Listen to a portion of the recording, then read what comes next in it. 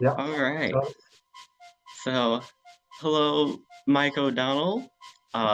First, let me properly introduce myself. My name is Timothy Gray. I am just a college student from Texas in the United States, attending the University of Texas at Dallas, majoring fantastic. in arts, technology, and emerging communications.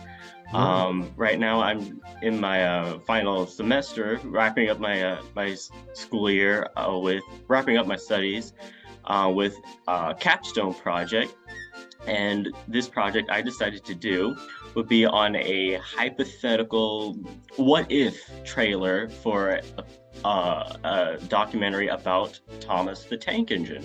Right. Okay. And I figured that I would reach out to a few people to ask about the brand and basically how it's lasted for almost 80 years at this point now. And I figured I'd reach out to you to ask a few questions. Sure. Far away. Do you want me to introduce myself first? Oh, sure. Yes, No, it's please. just that you've got it written down here. Introduce yourself with your first and last name. Well, I'm Mike O'Donnell, and I was one of the composers on the original Thomas the Tank Engine series way back when. And I'm still composing, and because you never really retire from composing, you just keep doing it. Anyway, that's enough about me, as they say. I think that covers it all, really. All right. Let's see. Let me pull up my questions as well. Awesome. I've got them Uh, printed off, you see. oh, Us oldies print stuff off, you know. oh yes, yeah. That works too. Yeah. Um, I guess. I guess we already discussed it, but what was your association with Thomas the Tank Engine and Friends? Well, I was one of the composers of the first television series way back in 1984, I think it was.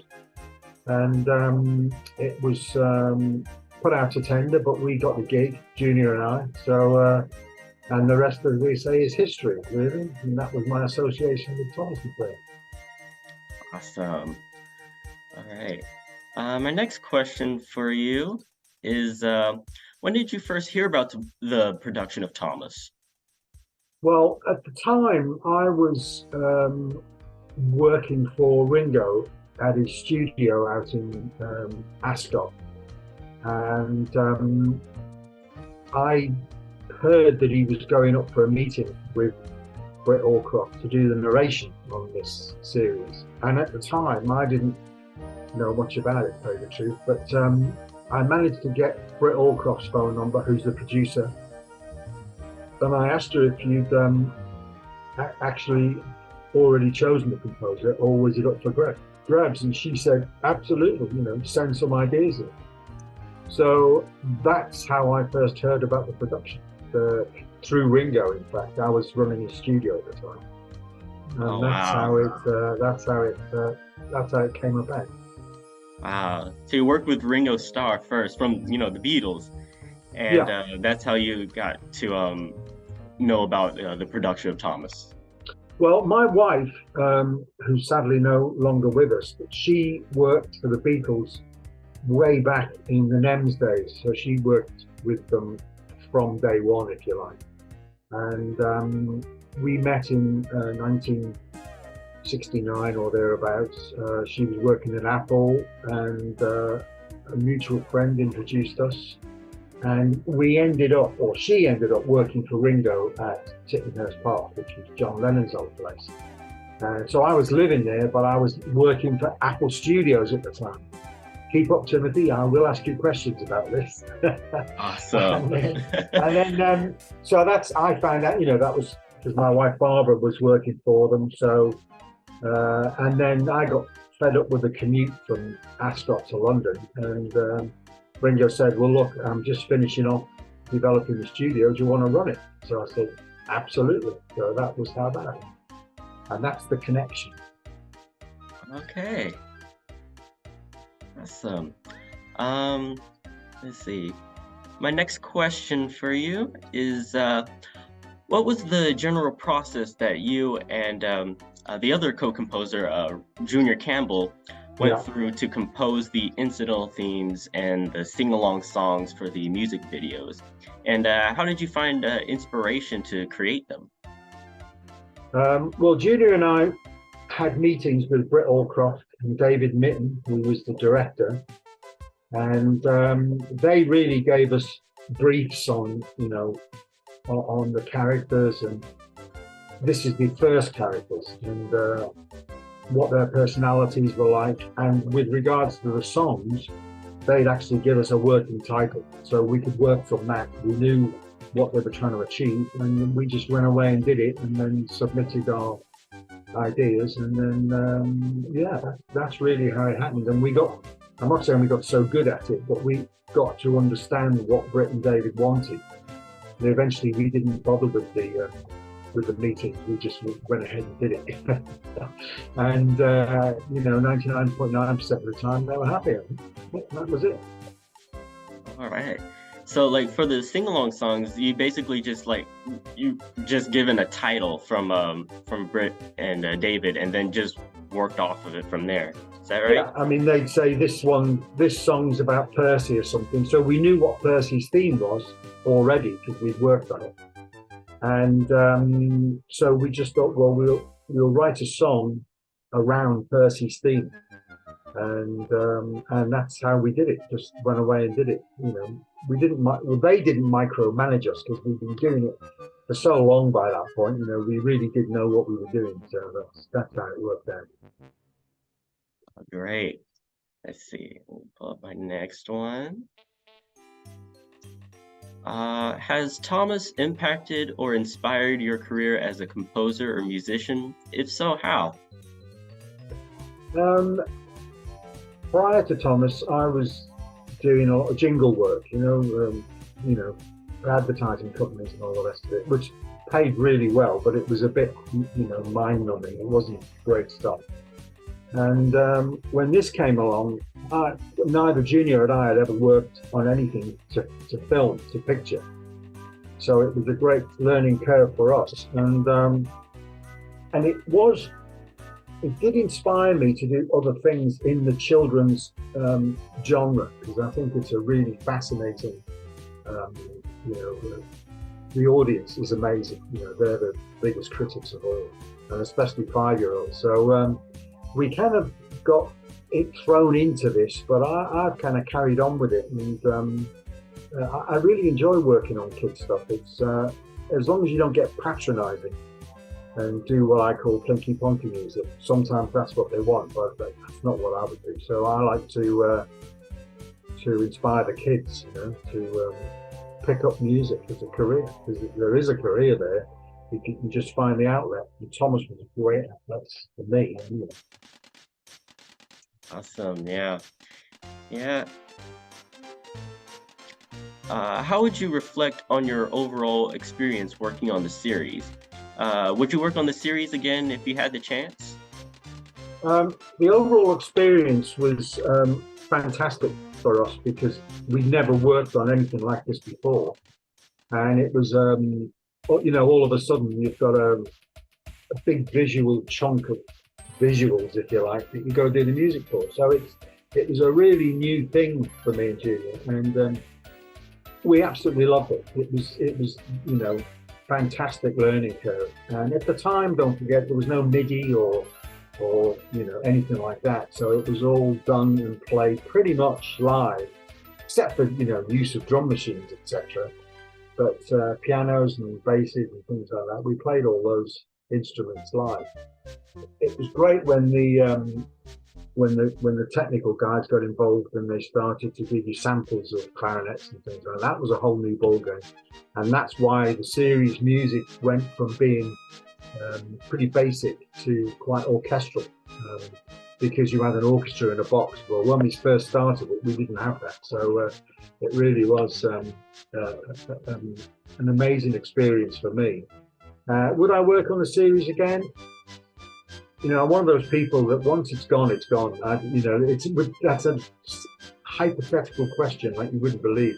It's never going to happen again, and we're never going to be asked to do it again, because quite rightly the production companies now want young blood, so which is a great thing, for young guys to get involved in it. And so I'd do it again if the money was right, but they're never going to ask me. So I'm not sure about it. That's okay. Let's see.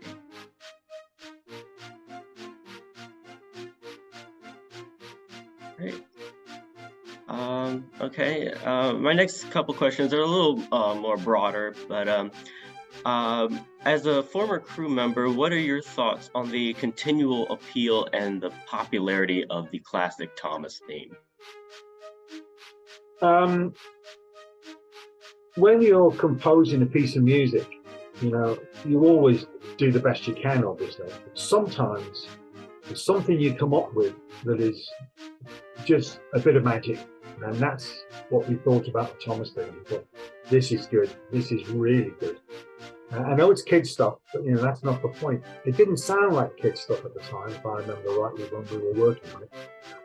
But we knew it was a good piece of music. It's like as if you've just written a #1 hit, that's a hit, even before it gets released. So that's what it was like with Thomas for us. It was a great theme, and we did our best on it, and it sort of came out that way. It was just a great production. Everything, all the stars aligned, and bing, and that was it. So that was it, really. And the continual appeal, I think it's because it's a good piece of music. Quality will out. And I'm not blowing my own trumpet here. We got lucky. But, once it's out there, and that's why I love working on kid stuff, because as you say, here it's 80 years, and you think, well, we must have done something right. And if you write a #1 hit, probably you'll make a lot of money out of it, but probably it'll be forgotten within 5 years, unless you've written a Beatles song. But there's not many of them around. Anyway, so I think that's why it's ongoing, because it's just a good piece of music, and it's and very catchy. And obviously the people thought the same, which was nice. Right, because even after your involvement with the series, even after then, the original Thomas theme, and it's still pretty well known by so many people. Absolutely. I mean, it's still all over YouTube. I don't think Mattel are too happy about it, but that's they decided to change the whole of Thomas. I mean, they changed everything, including the music. Personally, I think it was a mistake, but I would say that. But it's still, people still love it, and it's a good piece of music, and you can't suppress that, no matter how much Mattel want to write new stuff. Right. Come back to me, and I'll write you another piece if you like, but it's not going to happen either. Yeah.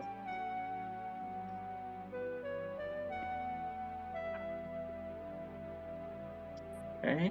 Now my next one. This one is the big one. I have it written in bold. Yeah. This is basically my my core question for the entire documentary. But how do you think the franchise retained its relevance both domestically and globally for practically 80 years at this point? I think that obviously when we were involved on the series, 1 through 7, it had picked up momentum quite substantially, and all the people that worked on it, Dave Mitton, me, Junior, and Britt, we were learning all this. None of us had done it before. Well, David had, he'd worked on Thunderbirds and things like that, but this was a real big hit, and it progressed artistically throughout the period, so it was always fresh. When they decided, or the powers that be decided to change everything, I'm not sure that was the right move, but when you think about it, 5-year-olds don't have a point of reference. They don't remember the first series because they weren't there. So the new audience were being raised on the new Thomas, and that's how it's retained its freshness. Some of the things they've done I don't particularly like, but I'm not a 5-year-old. I'm not buying the lunchboxes. And obviously, they're doing business-wise. They're doing, great business on it. So that's if it wasn't a success now, it wouldn't be. They'd drop it. It just wouldn't happen. There's lots of kids series that have gone by the wayside because they don't refresh it enough. It's just the same. It's another series. So I think it always has to change, hopefully for the best. And that's all you can say about it, really. You can't keep dragging all the old stuff out and hoping it's going to refresh people. This is all now to do with reminiscing, really. It's the kids who were 5 and then who are now 45, 50, and they've got kids. They'd love to teach their kids that you should listen to this series. Kids don't want to see that. They want to see the new stuff. So, listen, it's just progress. You'll be old one day. You'll be old one day, Timothy. I promise yes. you. Yeah. That makes total sense. Yeah. You have to change it to in order to make it retain its relevance. Absolutely, it's still Thomas the Tank Engine, whichever way you do it, but it's moving forward. That's it. That's all you got to do. Yeah. Okay, so my next question is, what other work have you done throughout your music career outside of Thomas? Well, I did a lot of jingle work in the past, and a few songs, a couple of film scores as well. Not very relevant films; they weren't, great films, but it was nice to work on feature films. Did 2 of those. I think it's 3. I think it's 3. And I've been developing my own kids show called Melody Island with the guys that invented. What the hell is the name of that show? That's embarrassing. What's the name of the show? Oh, I know, Sarah and Dot. I'm not sure if it's big in America, but it's huge over here. And so I've been developing Melody Island with them, and we're trying to raise money on it. That's all. But it's taken a long time, as these things often do. But I'll keep batting away at it. And I've got my online shop now, modmusic.co.uk, which is pretty much devoted to re-recording the old themes. The old themes were mixed in with the musical effects as well. They were never sort of separated. And they'd have to redub them all to separate them. They're never going to do that. So I thought it'd be a nice idea to give the fans re-records of the old themes that they haven't really heard in good quality. But obviously for contractual reasons, I have to re-record them from scratch. So that's what I've done. And it's proved quite popular. And you can get T-shirts in there now and everything. I'm expecting to see you in that T-shirt. Oh, yes. I think I might buy them. In fact, I have a couple of your CDs right here. Oh, well done, that man. Great. Yeah. Love it. Yeah. Well, there's 6 of those available, and T-shirts and all the rest of it. But, someday maybe you'll get the rest of it. Yeah, I'll definitely get into those when I can. Yeah. Awesome. Well, that brings me to my last question. Is there any other information that we haven't discussed that you'd like to share? I don't think so. It's we've spoken about Thomas. We've spoken about what I'm doing now. I'm still working away because, as I said, I don't see the point in stopping. I mean, I don't play golf. I don't go fishing. And I love music, so I just keep working on it. That's all I do now, which is great. That's great. That's good. Keep working out, what you love, what you're passionate for. Absolutely. Because they do say if you do something you really love as a career, you'll never work a day in your life because it's not work. It's just a journey, if you like, until it all stops, which hopefully won't be for a long time yet. Yeah. Awesome. Yeah, it's been an absolute pleasure talking with you, Mr. Mike O'Donnell. You've just been an absolute pleasure to talk great. to. That's great. I wish you all the very best with your studies and hope. What do you think trying to do? Are you going to just get into media somewhere? Yeah, I was hoping to maybe get into maybe video production and stuff like that. Yeah, yeah, Because I kind of do it already as like right now for a hobby.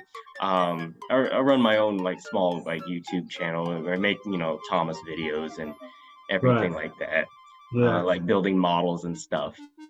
But as far as like a career goes, I was like hoping to like maybe get into like the actual like, you know, production process of like making videos and stuff. yeah. Um, I mean, it's a the great time for you guys now because the technologies you can do it at home. Oh yeah. It's amazing, you know, how it's all come on, and thanks to the computers. And no, I wish you the best of luck with that. I'm sure you're going to do well, and I hope to see you on the Oscars one day when you get your Oscar for your video. Thank you so much. That's great. Um, yeah, thank you so much. I hope you have a wonderful rest of your day. Um, and yeah, take care, and I'll definitely update you on, you know, further updates to this project here. Yeah, Um, sure. You yeah, know my email. You know my email, so just write to me. You know? yes, Keep me sir. informed. Yes, And it's sir. been a pleasure talking to you, Timothy, as well. You're a good guy. Thank you. Thank you. All right. You take care now. Take care. Bye for now. Bye bye.